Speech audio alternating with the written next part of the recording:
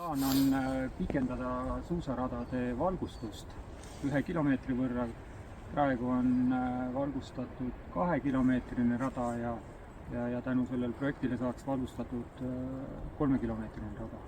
Ja kõik on vajaduspõhine, kuna inimesed käivad suusatamas, enamus ikkagi õhtuti tööinimestele, kes ei saa päevaaeg suusatada ja tahavad seda teha tööväliselt. Ja kui on pikem rada, on ka mugavam ja parem sõita kui lühema peal. Normaalse talve puhul võiks olla see 2000 pluss kasutajat. Hooldust teeme ikkagi nagu peaaegu maailmatasemel tehnikaga, et raja kvaliteet on väga hea, profiil rajal on väga hea. Kasutajad on kohalikud elanikud, kooliõpilased kindlasti aktiivselt kasutavad, kohalikud elanikud, ümberkaudsed valdade elanikud.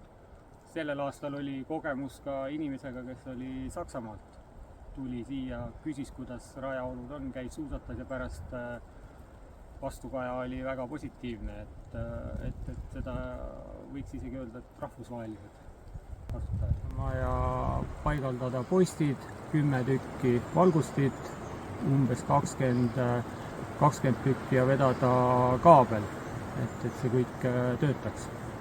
Ja see projekti maksumus on suurem kui see 14 000, aga selle ülejäänud osa jaoks on plaan kasutada oma osalust ja ka kaasata ümberkaudseid ettevõtjaid, kes on huvitatud ikkagi selle aktiivse elu edendamise eest siin Pala kandis.